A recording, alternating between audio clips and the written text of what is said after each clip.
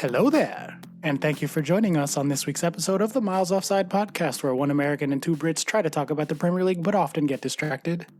My name is by an international tournament? Do we have to get distracted by that? that? Ian, we really want to talk about Premier League. This is a train wreck. No, don't start it again. Do it. We're here now. Start again because you were World right. Cup. All your extraneous nonsense means I have to edit. No, you Sorry. don't. Just keep going. This is all for once. This is a good banter section, and no one had to mention a fish. The World Cup's here. I'm not going to stop talking, Fine. no matter what happens. We're in the pod now. This is it. I'm not. No, I'll leave. I'll turn my computer off. I'll take my ball and go home. In the interest of time, Oscar, let's just fucking carry on because I need Okay, all right, to go let me to take bed.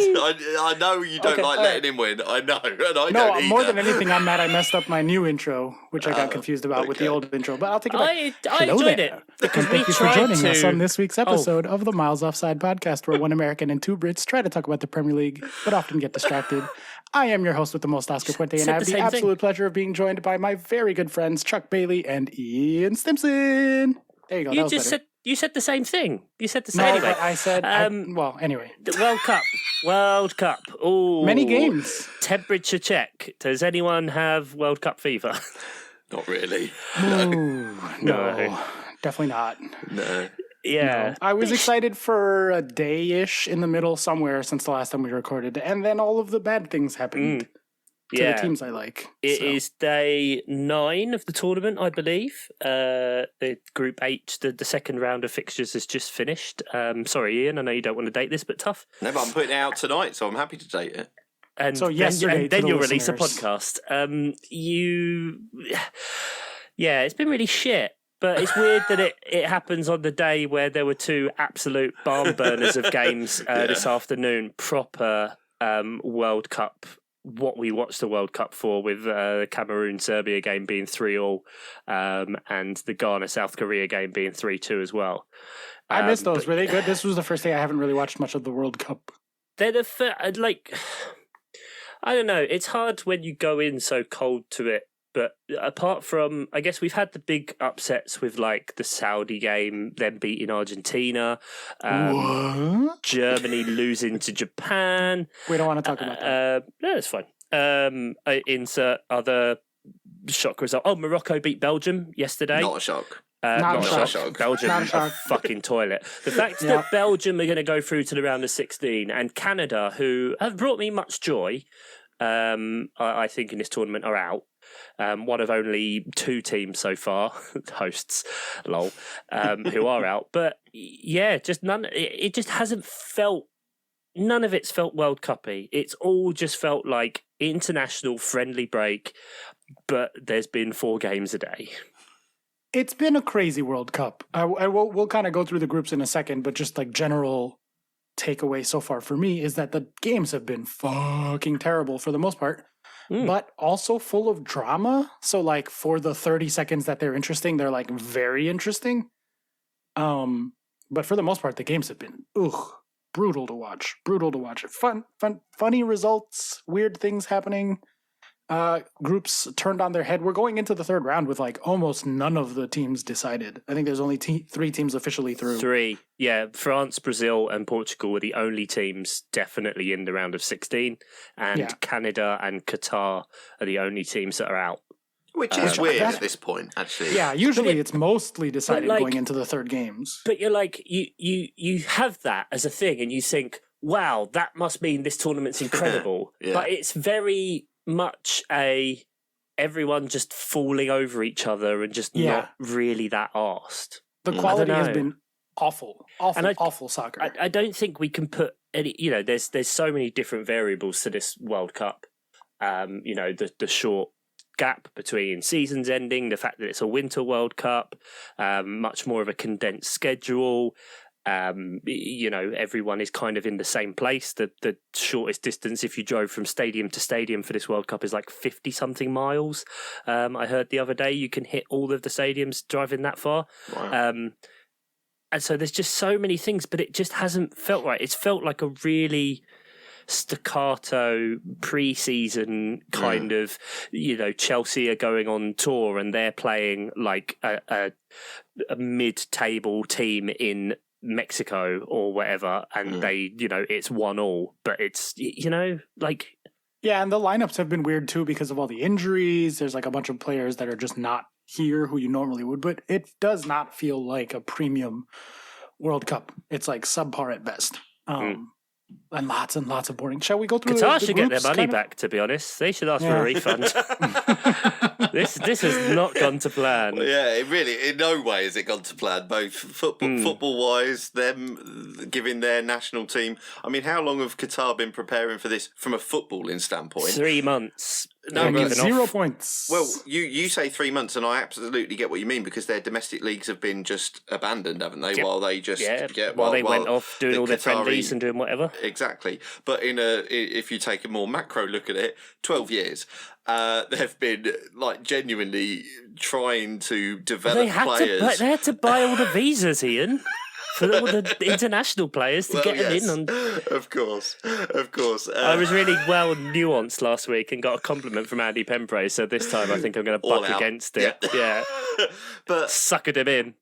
And they have been absolutely woeful on the pitch, and that's. And off the pitch, obviously, we've talked about that. And then as well. had the audacity to say about teams like Germany how they should have stuck to the football. Mate, maybe you should to open your eyes a bit. It's been a rough week for the Stick to Sports crowd. Eden Hazard coming out being like, if I was Germany personally, I would stick to the soccer of it, and then immediately losing. Yeah, exactly. Yeah, that works out really well, you big ass twat. Yeah. Sit that hefty bunda back down on the bench. We should say, actually, I guess, shout out the German team for being one of the few entities to do any sort of protest whatsoever at this. They did, shush pose on their picture because FIFA and Qatar were silencing their original protest, which was nice to see. I don't know. Shout out them for that. Certainly, the only group of players that did anything really. So yeah, it still feels. I know. I was kind of fairly vocal on the captains. Just they should take the punishments or whatever for the armbands. But then, like, with a bit of time, you think to yourself, well, actually, again, we're in that situation. Like, why is it these people? Why is it the ones front and centre that get the biggest kind of put under the biggest microscope of all of this stuff? Why do we expect players to sacrifice what should be the pinnacle of their career because some corrupt businessmen made some dirty backroom deals? The FAs of those countries should have got together and said, no, if we all club together, we will make them look stupid. Isn't one of them suing FIFA though? Germany, I believe they're trying to because of add that to the list of lawsuits. Budweiser's first in the queue, I believe, commercially. But back of the queue, Germany.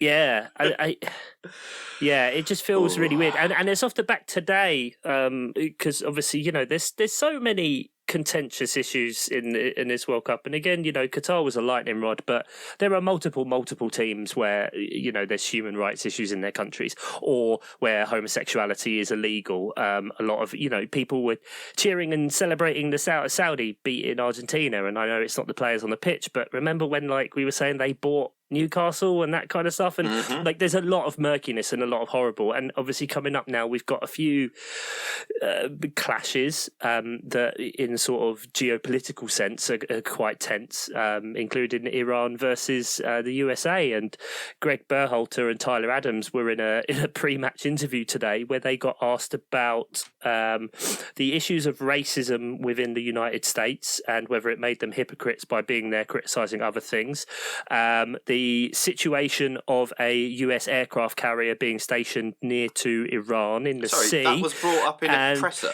Yeah, I'm they not finished. asked Greg Berhalter. Sorry, go ahead, Chuck. Why is it that Iranian USA citizens can go to Iran without visas, but Iranians can't go to the US? These were all things that you're like, these people ridiculous. Are not supposed to be the lightning rods for these things, and yet these are the people that get held to account the most. And it's and you've got to feel for them at some point, and we'll be critical, I'm sure, of England and that and the dullness and whatever. But I don't know. Sometimes there does need to be a bit of nuance and line, and yes, we can be disappointed that the One Love kind of thing turned out that it was just a gesture in a way, because the second you bring a very minor sporting sanction, the whole thing crumbled and collapsed. But like, also, these guys we shouldn't be holding sports stars to account more than we do leaders, or those that proclaim themselves as leaders, even though they do no leading, as it were. Yeah, it's sad. Shall we though talk about the soccer of it all? Yeah, go on then. I don't know. They shouldn't be doing those things, and also those countries should be doing better. But like, we had that conversation last week. I think we did a pretty good job of that. Would you not say? Yeah, so, absolutely. Then let's just go group by group and kind of see where we're at. We'll take the temperature. We'll see who we think is coming out, etc. Let's start with Group A. Netherlands on 4 points, Ecuador on 4 points, Senegal on 3, Qatar eliminated on 0. Ecuador plays Senegal on the last day for the second spot in the group. Presumably Netherlands are going to crush Qatar and be through. Any kind of takes on those 4 teams? I haven't really seen that much of Group A just in terms of the timing of the games. I would assume my money's on Ecuador, I guess, to go through over Senegal. But last time we recorded, we'd had just the Group A and Group B first fixtures, I believe. Yeah. And I don't really feel like we've gained any more knowledge from the next game. I mean, obviously Ecuador beat Qatar in the first game and they were rubbish. And then they did quite well to get a draw against the Netherlands. But I just think all of those teams, it's kind of seen as a bit of a group of death, but just that they aren't quite at it, it feels like. Does Ecuador not? Ecuador worries me a little bit as a round of 16 contender for England. What again? Yeah. Did we beat them before? I know we did beat them. Absolutely, we've beaten before. But yeah, I don't know. They just worry me a little because I think I was more worried going in about Senegal, and they have, I think, not impressed at all. Whereas Ecuador, yeah, I think getting the win against Qatar, fair enough. That's not going to make any headlines, particularly, is it? Although Valencia's been very good, but although might be injured now potentially. But yeah, I don't know. Ecuador just worries me a little bit. That's all, because I just think no one's really managed to get at them very much. And do you think they'll be the ones to get out then? I think if Ecuador are the ones that qualify in second, and if England top the group, then I think I just think it's a bit of a worry that no one's really laid a glove on them, and England have been fairly turgid in their attack. So I don't want to get to England chat too early, but it's just a minor worry. That's all.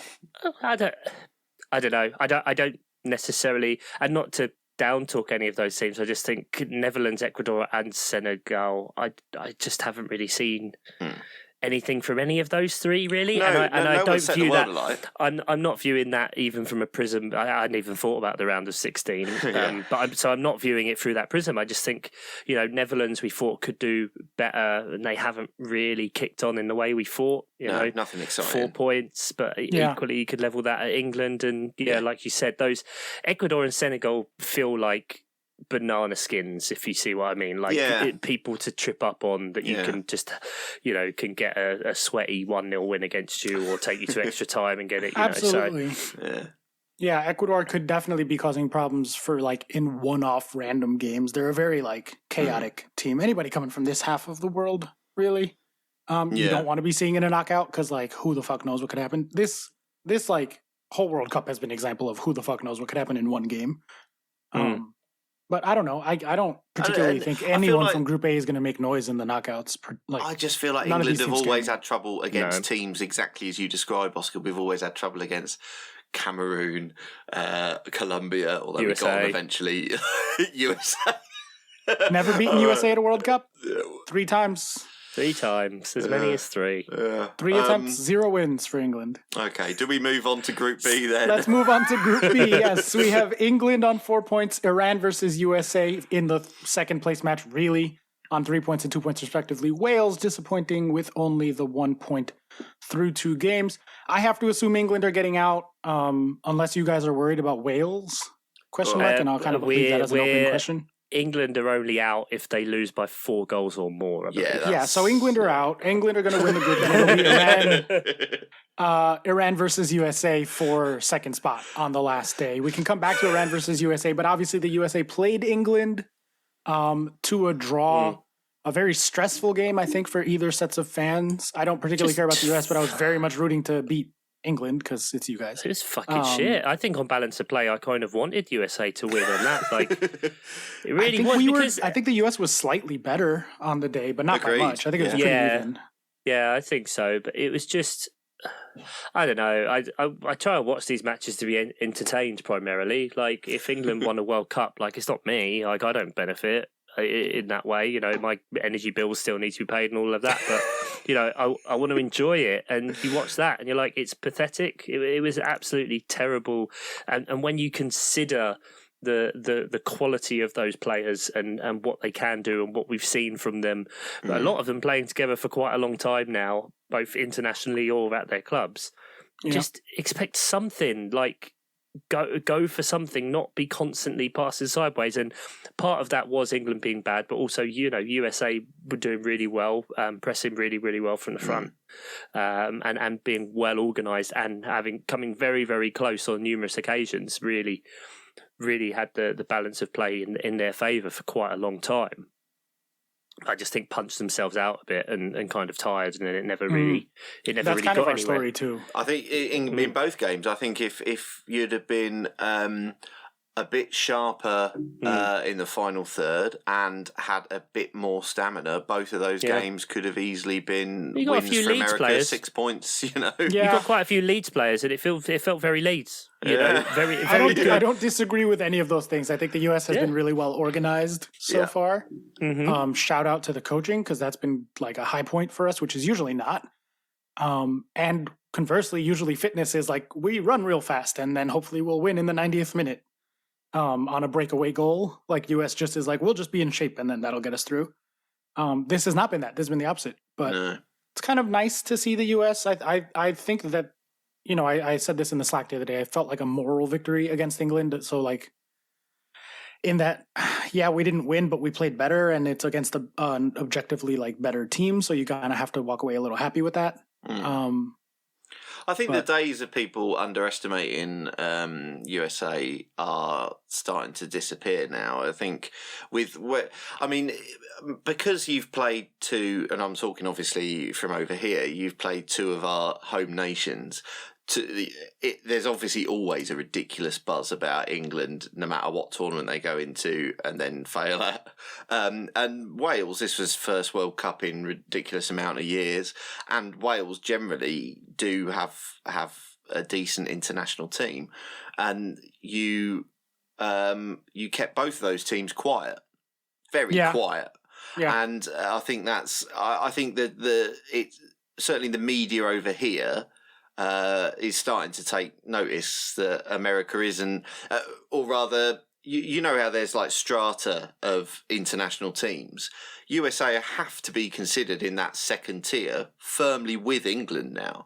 You know, where you're probably not going to win tournaments, but you could certainly knock out one of the big boys. It definitely could happen, you know. Yeah, actually, I have a hot take, Ian, with regards to that. I think that America is going to win our first World Cup before England wins their second. I think neither of those things are particularly likely to actually happen at any given event, but I think in the big picture of things... In my lifetime? In our lifetimes, sure. Yeah. Because, wait, no, Chuck, let me finish. I have reasons, okay? We have, everyone's always been like, oh, America's such a big country, big population. Why wouldn't they have like an inherent advantage in that regards? And there just wasn't the infrastructure for a long time to channel all of that population and money towards soccer. And then after the '02 World Cup, when we went to the semis unexpectedly, and potentially could have been in the final if I remember a shady off handball call or something. But anyway, they invested a ton in youth systems, in academies, in getting our best players over to Europe, in just like basic infrastructure investment. And lo and behold, 20 years later, we have a bunch of kids in their early 20s who are all of a sudden the most talented soccer players America's ever had. And we have that pipeline going. And I think that we have tapped into those resources that give us a natural advantage. And I think that that will only continue to trend upwards for the U.S. And so for those reasons, I think that the U.S. is more likely to win a World Cup before England, insofar as either of us is going to ever win one. I mean, the tournament win part aside, because as you said, fuck knows, who knows in tournament football. But I don't think anything else you've said there would qualify as a hot take. I think it's been clear. A lot of us have been saying for a long time that the US are very much a sleeping giant when it comes to football because of the nature of sport within society and the level to which athletes are pushed in the United States. I think this tournament comes a bit too soon for this group of players, but what a perfect opportunity as they're coming into their prime to be having a home World Cup. Yeah. That's a good point. I didn't even think of that element. We're going to be, those kids are all going to be 26. In the 26th World Cup. Oh shit! You're winning the next World Cup, aren't you? No, I don't think they're winning the next World Cup. Incredible. But I think I thought this. I think the next World Cup you have the home factor that gets you deep in the tournament, and then I just think from then on, the US become a genuine contender in the way that the conversation is, at what point in the cycle are Germany, are Spain, are England, are Brazil, are France, are the US, and I think that's where you'll be from next tournament onwards, basically forever, because we've been saying for God knows how long that it's only a matter of time, and I think I'd completely forgotten that in 2002 you'd gone to semi-finals, and then that you get that next generation. France, exactly the same. 1998, all those kids get inspired. 20 years later, boss, they incredibly talented group of players. So yeah, I have nothing to say. Wow. I have nothing to say counter to that. I didn't think that would be received well at all. No, I think it's legit. It's 350 million people in a culture that loves sport and pushes for it, and the viewing figures are starting to go up massively and outstripping baseball games and that kind of stuff, like World Series records for the last few years. The USA England game was much more than I think 6 out of 7 of the last years of World Series or something like that. That makes sense. Yeah, boomers are dying and baseball's going with them. And as you said before, the next generation are really pushing for football wise. So do you think we'll get out of the group? Because it is going to come down to the last day versus Iran. This team is young. I don't think this is our World Cup to make noise. But it's a coin toss. Yeah, it's a real coin toss between the two. Fair enough. I also think that. So we'll see what happens tomorrow. At the time of recording, maybe in the past, depending on when you're listening. Sorry, Ian. Yeah, maybe we'll be telling you to listen to this in 4 years' time. Go back and listen to episode 5 when I got really drunk and England won a penalty shootout.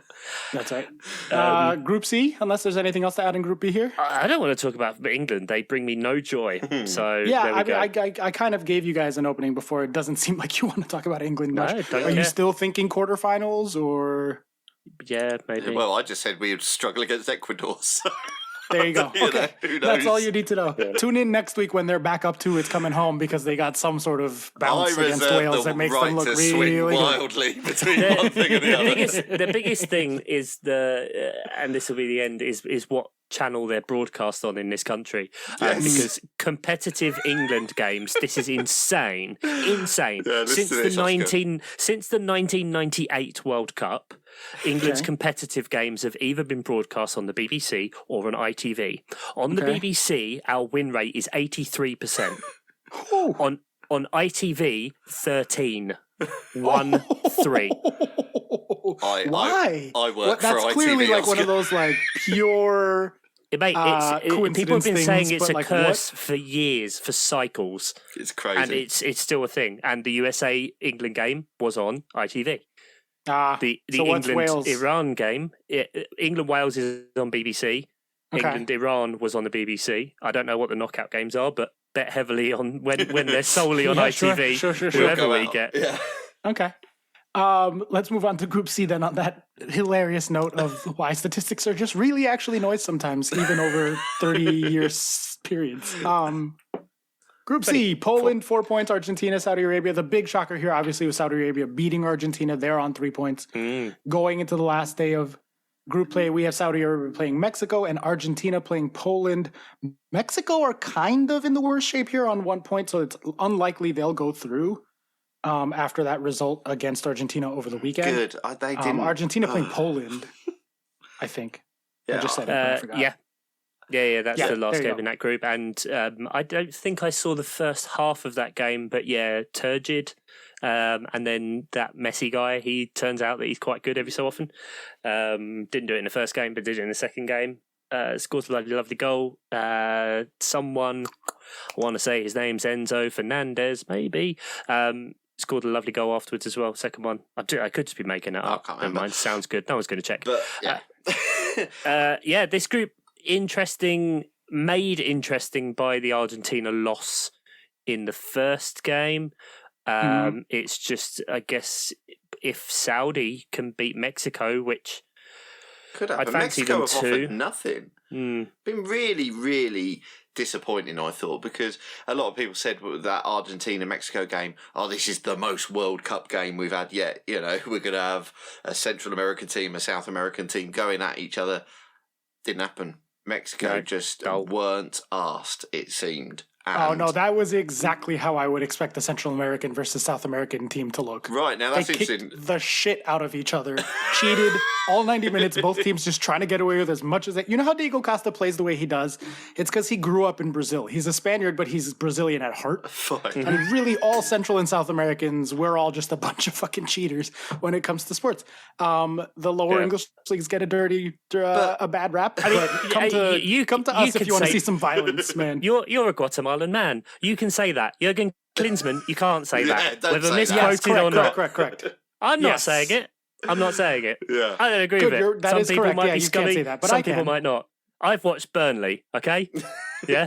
That's not Central America. And I see all you need to shades know of is that. that there was 4 shots at halftime and 16 fouls at halftime. So that was Mexico-Argentina. But Mexico that was didn't want to play, and it was disappointing because they should have smelt blood, and they just didn't. After the Saudi Arabia game, Saudi Arabia-Argentina, they should have gone, fuck, we should kick them while they're down. They didn't look like they were interested. They did kick them while they were down. Did you not hear about all the fouls that happened? Yes, that was a terrible metaphor. I'm sorry. But I just mean they looked like they didn't want to... Okay, I'm going to be very clear. They looked like they didn't want to put the ball in the goal. Is that enough? That'll do. Okay, good. So who's getting out of this group? I mean, I don't... This one really could be any of them. I mean, Poland... always flattered to deceive at tournaments, and it still, even though I knew it going in, was still surprised that Lewandowski scored his first World Cup goal in this tournament. Yeah. In the last game, cried. He's approaching 800 career goals, and crying like a baby after he scored against Saudi Arabia. So, it's nice to see. And that just shows, he's the kind of the talisman of that team. And that's the first time he's ever scored. So I don't think Poland go through, not scoring against Mexico. So if Argentina wins, that leaves Argentina on 6 points, Poland on 4. Saudi Arabia's on 3, so if they win, they would be through there. If Mexico wins, we would have 2 teams on 4, so it would depend on the Mexico result. See, this is getting already too confusing. Goal I think difference. Poland might go through, even though they... I think Argentina and Saudi win. Okay. Right. Okay. All right. So I think Argentina I go through top. Saudi, well, it depends obviously on goal difference, but I don't see Saudi beating Mexico by that many to overtake. Argentina are 2 goals up on them in terms of goal difference. So and Mexico has to go for it because they have to win by 4 or more to have any chance. Yeah, well, if Mexico go forward, if they actually do try and go forward, then it leaves gaps open, doesn't it? And Saudi Arabia have been very good so far. So yeah, this group lovely, is sexy Hervé Renard. Yeah, absolutely. Always nice to see him at a World Cup. Hot and sweaty. Do we still think Only time you Argentina see will get out? Do you think Argentina will beat Poland? Yeah, I just said Argentina and Saudi Arabia win. All right, cool. Let's move on then to Group D. That's one of the few that is decided. France are. I don't think we need to talk about the other teams. I don't care about them. They haven't been good. Are France going to win this whole thing or what? Maybe. They look really good and they have an Mbappe. It's considering... You have an Mbappe, man. You have a chance, considering no Kante, no Pogba, Luca Hernandez injured, many other injuries. Benzema, thank you. Just going that, out. just they the have one guy. Just the guy that just won the Ballon d'Or. They've looked a lot better than I think that we thought. Obviously, they did go behind to Australia. Denmark did bloody their noses a bit, but they've started a lot better than I probably would have expected. Yeah. Australia getting a really good win, their first win at a World Cup for 12 years, I believe, against Tunisia, which was nice to see. But I'm betwixt and between. I love Denmark, bloody love Denmark. Joachim Andersen's there, he's lovely and sexy. But I also kind of want him to come home. So. Oh yeah, of course you do. Yeah, conflicted. Yeah. Denmark, I Australia. wish him success. Well, I want him to come back in one piece and rested. Yeah, Denmark play Australia and France play Tunisia as well. So France might run out a B team, but fuck me, look at their squad and you'll see what their B team is. So I don't think they should probably end that group with 9 points. So it's whoever wins out of Australia and Denmark goes through. And Group C is matched up with D going into the knockouts, right? So they would be getting some team that had a real rough time of the groups. And whoever's coming out of Group C is coming out worse for it. Yeah, agreed. Yeah. So France is looking at a pretty good path to the quarters. And beyond. They would anyway. I think it's if England and France finish top and win through, then they meet each other in the quarters. Oof. Right. Okay. Group E. Group E is the. If you thought he was depressed by Ecuador, oh my goodness. Be a great game. Be an absolutely great game. England France in the quarterfinal. That'd be great. Yeah, that wouldn't be an absolute slog of two very defensively minded teams. Yeah, it would be horrific. Don't watch it. Go out. Do literally anything else with your life. Group E is the one I've been avoiding talking about because Germany in last place on 1 point. Costa Rica 3, Japan 3, and Spain 4. Because new listeners don't know why you support Germany. It's because you watch the Bundesliga first. German players. He just fucking loves Frankfurters. He loves sausages. None of those are the reasons why. Loves sauerkraut. Loves pickled cabbage. All about it. Those are all the chicken, not the egg, in that they came later. What was it? You love Michael Ballack. You're sexually attractive to... That is after I was already a Germany fan. All of these things are all of those things are true. You like the kit? Tell us the German horse. It was my grandfather. It was my grandpa when I was 3 years old. Bought me a Germany jersey. Your grandfather is a German horse. Oh, it was kit related. Yes. Yeah, my grandpa bought me a Germany kit when I was like very, very, very young, young enough to not have opinions on sports. And then I was like, this is my favorite team because my grandpa bought me this jersey. And I've been saying it since I was pretty much in diapers. So I'm a Germany fan. And they are the reason I started watching the Bundesliga. That's right. It was, yes. And the Bundesliga is the reason I picked Michael Ballack to go to Chelsea. Oh, God. It's a all rich of that tapestry. goes from... Yeah.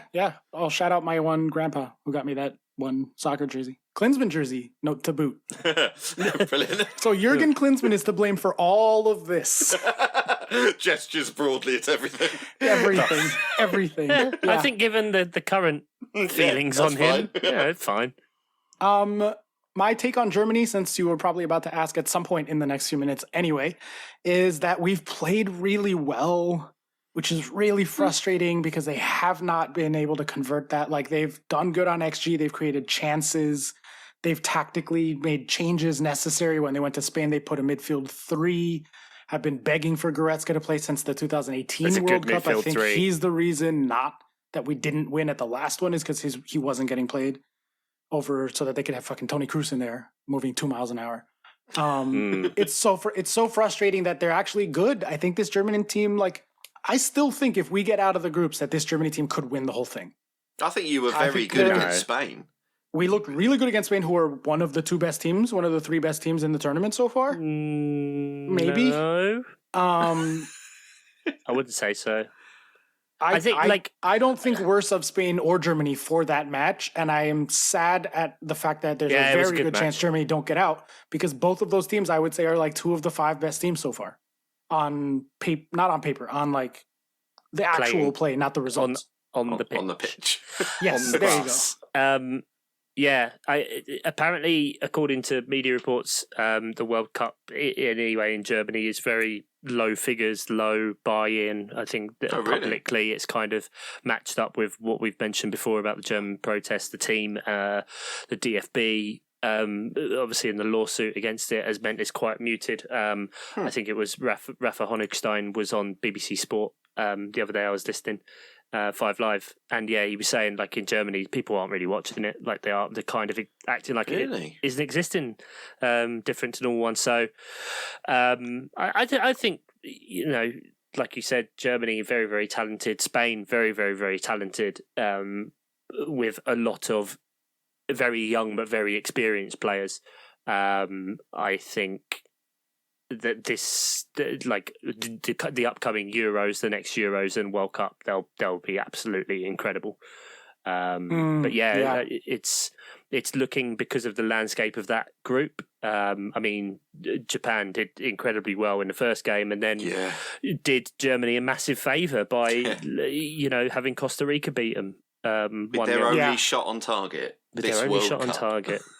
If Spain and Germany win, they're football through. Do that to you. So Germany will be rooting for Spain to do Spain things, and then they have it in their hands to beat Costa Rica. But like, one game is such pure noise, variance, chaos. Like that, it could be anything. I don't know. Yeah. I would still pick Spain and Germany to get out of this group personally. I don't know where you guys are at going into the last round. I agree with that now. Yeah, I think, but because I think Germany did a very good job against Spain, because I think they could have gone there and hidden behind a low block, and they didn't do that. They did actually try and play Spain. Spain, who have been, did the crazy result against Costa Rica, where the discourse has always been about Spain that they pass it around but then don't create and have no end product, or certainly have no striker to get on the end of anything, and then score 7 goals against Costa Rica. With the striker not scoring. Yeah, but then need a good old Morata to score against Germany. So, it's a weird one with Spain. But, I mean, I think Germany do go through now for me. Because of the situation that Japan tried. I mean, Japan has done it once. They've done it once. Of course. And maybe they just get up for the big games.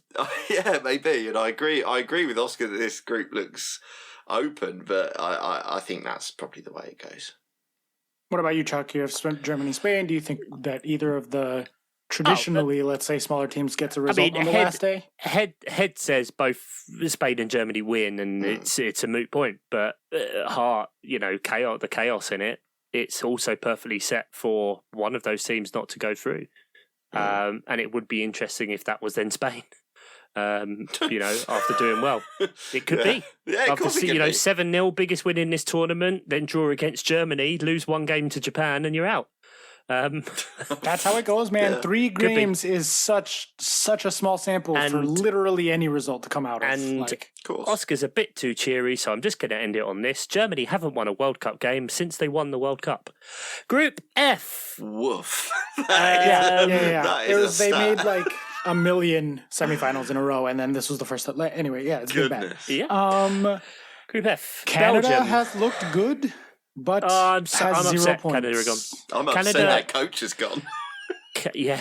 What did he say about Croatia? My mum told me. He said, and she definitely misquoted it. No, I don't think she might not have done, because he said we're going to fuck the Croatians. There you go. He said we're going to fuck Croatia. And nice. And then in classic Football Manager style, that was pinned up on the dressing room wall. And then... Yeah, the Croatian coach said, "I'm glad he said what he said." Because Croatia got formed for this. Remember when the media in this country were all saying the Croatians were going to be tired because they paid extra time in every match up until we played them. Yes. And then Luka Modric in his post match went, "Well, guess we weren't tired." Lol. Yeah, that's true. They got formed for that sort of thing. Actually, you're right. Yeah, they don't give a shit. But I mean, started off really well, and I think. So far, I think Alphonso Davies's goal is my favourite goal of the tournament. Come on now, Richarlison. Richardson's goal is excellent, but I didn't watch it. I didn't see it. Situationally, I get what you're saying. Like, because it was within 68 seconds. It was 67 seconons. It was corrected. Thank you. So it was within 68 seconds. But I just think. I mean, I guess there was also a similar one with Korea. I'm blowing past it. A similar one with Korea and Ghana did score goals, but there's something about the deep cross to a man just sprinting through with a cracking header that I just like aesthetically is so pleasing. I know what you mean. Yeah. Wow, the you sheer, guys are so English. It's like but it's like a Rocket League. Oscar, you know, like when you cross the ball into the centre, and you're like, explain to are me. you there? Are you there? Are you gonna get it? You got it? Go! Yes, okay. That's what it's like for me. That ball hanging up is beautiful in its simplicity. Okay. All right, I like it. Am I English now? But also it's the fact of it's Canada's first goal at a World Cup in the second time they've got to the World Cup. They had the missed penalty in the first game, which is such a shame. Why are we losing Canada? But fucking Belgium are probably going to get to stay. I'm so annoyed. Belgium need to come out and say they're going to fuck Croatia or something so that Croatia win and we get rid of them, because I feel like Belgium are trying to play themselves back into being dark horses by being fucking shit, and I don't like them. I don't want them. Go out. They wear stupid shirts that look like they're on that guy from Diners, Dives and Drive-Ins, Guy Fieri, and he just looks awful. Right. Don't worry about any of that. Croatia and Morocco are going through. It's absolutely fine. And Canada, like their coach, I found his stuff about Croatia a bit ridiculous. We're going to fuck the Croatians. Croatia are a country with big footballing pedigree. Canada, not there yet. Calm down. Back yourself. It's in the men's game anyway. Women's game, very good. Back yourself. He's been back yourself. Yeah. Fuck it. It's the World Cup. He knows he's never going to be here again. You know what? I'm going to say it. I'll make a tit of myself on the biggest footballing stage there is. Hell yeah. Sure. And then you get spoken about on medium, low-sized podcasts. Yeah. Generous. You know? It'll be managing Peterborough before you know it. Yeah. Okay. Here's what I want, and I think actually will happen on the last day. Canada's going to win because Canada's been good and has not gotten any results. So that's a classic, like, on our way out the door, get a win. And finish above Belgium. Who've come in last place in the group after Croatia beats them by more than a goal. 7 goals. Would accept that. Would love that. Yeah, and Morocco go through despite losing on the last. We all know Belgium are going to do something and go through, right? I want Morocco. Oh, don't, Chuck. Don't say that. We know it's going to happen. It's head heart. You know? No, I want Morocco to go through. They've been the better team. I want Croatia to go through. They've been the better team. I want Canada to go through. They've been the better team. Anyone but Belgium. Let's just summarise Group F. Dash. Anyone but Belgium. Yeah. And that's our episode title for the week. Also sorted out. Group G and H, those are the games that happened today, so I didn't get to see the last ones. It looks like the group winners have been decided. Brazil and Portugal winning today to secure their top spots. Switzerland and Cameroon and Serbia currently fighting for the second spot in G. Of those, we see... Hold on. Well, Brazil Serbia against Cameroon. plays Switzerland. Yeah, so either Serbia or Switzerland, winner of that, will probably come out in second place of the group. And in the interest of, shining a light on these things, there's been a lot of fairly disgusting discourse coming out of the Serbia dressing room with flags being put up, saying anti-Kosovo messages and other areas. Forgive me, I'm not all the way across it, but I just wanted to bring it up because of issues that go back in that area. Again, I'm not very enlightened on it, but it's just not very nice. And the fact that in the Switzerland team, you have Granit Xhaka and Xherdan Shaqiri, who are from that part of the world. They're from Kosovo, and moved over to Switzerland. So potentially a lot of ugliness about to be there. I had missed all that. Thank you for sharing that, Chuck. That's not good. No, I think we've it's very easy to beat Qatar with a brush because they're the ones that are hosting this. Beat them with a brush, that doesn't work. Paint with a brush or beat them with a stick. Fucking dickhead. Mixed metaphors. Or paint with a stick, but that would hurt also. Yeah, sure. Just very poking. Just scratching. But there's a lot of other fucking garbage things happening. From these nations and from other stuff, So it would be, I'd be, well, there you don't go. want to be dismissive of that. One in the eye to everyone who says, "Oh, what about this?" Fuck off. We can address whatever we want. Shout out Brazil and Richarlison. Love goal. Richarlison. Oh my God. Again, Tasty. I'm gonna go political with it. The only one who supported the not evil Bolsonaro publicly, he supported Lula. All the other ones got bought out, and he's lovely. Look him up. Yeah, it's look a up the stuff he's done. pro-fascist team except for him. Except for him, and he's massively pushing human rights and equality and stuff back in Brazil. So as much as we've laughed at him in the past, but I like him now. Yeah, no, right? just does a chicken celebration, does a few kick ups. Yeah, he gets kicked, but he very much seems to have his head screwed on. Right. Oh, good. And he got 3 million followers overnight on his social media platforms from that one goal. Yeah, so he's better for it too. 3 million fucks. He is worn out. He's tired. Boy. Yeah. Neymar. That's the big story from this group, right? Because Neymar's ankle. Foot. Oh, he might be out for the whole World Cup. He's probably out for at least the next couple of games. Hang on, has anyone checked? Is it his sister's birthday or something? No, that's in March. Oh, it's in March, okay. Or February sometime at the start of the year. Okay. No, if I think Neymar is out for significant chunks of time this World Cup, do we think that this knocks them out of contention of being the favorites? Or can they just kind of phase that because they're Brazil and they're so deep? No, I think it levels the playing Neymar. field a bit. I don't think you can they are a great squad. So France, if France didn't have Mbappe, it would be probably a similar effect. You wouldn't think they were fucked, but you lose that X factor player. And he is definitely that for them. Yeah. So I think there will be. I mean, so far you never know if it's PR or whatever, and he has to get all the fluid out of his foot. Genuinely, it looks like an elephant's foot. Look, it's ridiculous. They've only said he was out for the groups, so yeah, bullshit. He's out for a week on that injury. Yeah, I believe when I see it. Yeah, mate, they'll cut off his leg and glue on a metal one. It doesn't fucking matter. Do you know what, Oscar? I think with what you said about whether this affects them as favourites, I would have agreed with you had Argentina blitzed the group so far. If Argentina had absolutely blitzed it so far, I'd said they're now front runners. France obviously have done very well. I don't know whether it puts them above Argentina in my thoughts. Maybe it does, but I still think Brazil. I said the strength and depth in every position. I still can't see past Brazil myself, but I mean they still have Gabriel Jesus, Vinicius. It seems fine. Richarlison, aforementioned. It seems fine. They have Lucas How did they look today? Because I didn't see the today game. I did not see it either. I didn't see that either. That was was the one game I didn't see because I was driving back. So sorry about that. But all right, listeners, write in if you know how they did.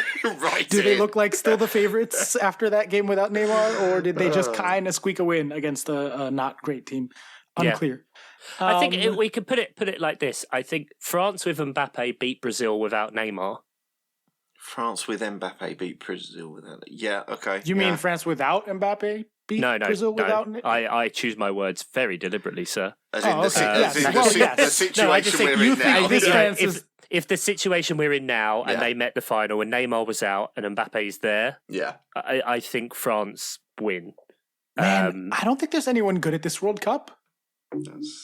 Germany could still win this fucking thing. I haven't seen. There's been no real. I don't know. It's not been very inspiring. This is going to be like the Premier League was the other year when it was just everyone was stumbling towards the Leicester year. The Leicester. Oh right, so who's the Leicester? Leicester won the fucking. Who's the fucking Leicester? Who's the Leicester? Is it the US? No. Well, I don't know. I bet you wouldn't have been able to get 5,000 to 1 on US before. So they might be. Who is the? It's not. It's Morocco. Come on, Morocco. It's Morocco. Yeah, maybe. Probably sure. Not. Right. Group what's H, that? anything about Group H? I don't think I care about Group H. They're tainted by it being Portugal, so I just immediately I'm like, fuck these guys. Also, I don't like Uruguay. Well, Ghana, we don't have to talk about the football of it so much. because There's one bit of the football that I do want to talk about, but not the past football, the future football. That the deciding game in that group is Ghana versus Uruguay, and cast your minds back to Luis Suarez handball off the line. Yes, Asamoah Gyan missed the penalty. Wow. There is mad beef. Yeah. That's going to be violent. Pure pop some bets on the red footballing hatred of just fuck that guy. So because that. Oh my God! There's no way you can bet on him biting someone, can you? What are the odds on that? Someone put $10 on him to bite someone. That's got to be a prop bet you can get somewhere. Almost certainly. Okay. Yeah. Well, something of note was that there was a pitch invader during Portugal Uruguay who bravely tried to take a rainbow flag onto the field. It wasn't just the rainbow flag, Ian. He flew a rainbow flag behind him. Right. Had on the front of his T-shirt a "Stop the War in Ukraine" message, and on the back of his T-shirt had "Equal rights for women in Iran." So he really went for, look, I've only got this once. Yes. I'm going to go for it. Yeah. Love that. Fuck yeah. I hope that person is okay and not in a lot that's some of brave bad shit, trouble. man. Fuck me. That's fucking awesome. Let's end on that. That's fantastic. Well, what a positive thing. Another positive thing, you probably already know it. Put a hat on head, the hat. my guy. Put a hat on the hat. Ronaldo has taken 53 free kicks at major international tournaments and scored one. Oh, wait, speaking of that fucking cunt. And I don't use that word lightly. I'm not going to edit it as well. That's going to get through. That's fine. That gets to stay. He deserves it. Yes. He got dropped by Man U. Did we talk about that shit? Dude got fired in the middle of a World Cup. How delightful. By Manchester United. Dropped. Oh, man. Yeah, Unemployed. there's a lot of club discourse is kind of going to fall by the wayside here, as Liverpool go up for sale, Manchester United go up for sale, and ditch Ronaldo, assuming to make them more valuable. The entire Juventus, one of the three parts of the tripod driving the European Super League, their entire board has just left. So no more Andrea Agnelli. I'm beginning to think the Super League might not happen in its current iteration. The clubs know that no one is watching them, and they are dumping all their toxic waste at the same time. It's great. The world is burning. It's fantastic because now Chelsea aren't the ones in the most disarray. Yes, that's true. Yeah. In a way, yeah. He got to the lifeboats first. There it is. Yeah, there's the ending. Good. Here we go. Remember the title, Anyone But Belgium. Yes, I will. What a load of waffle. The added time's gone down, so we had to change the title. Maybe we will record more than there is. So say goodbye, Mr. Oscar Puente. Bye. Say goodbye, Ian Stimson. Goodbye. Let's have some more footballs. Ooh, footballs, loads of it. No more 10 a.m. games. Thanks, producers Nate, Mark, Sam, Jeff, Andy and Tom. I swear I used to say more stuff. Yeah. Bye.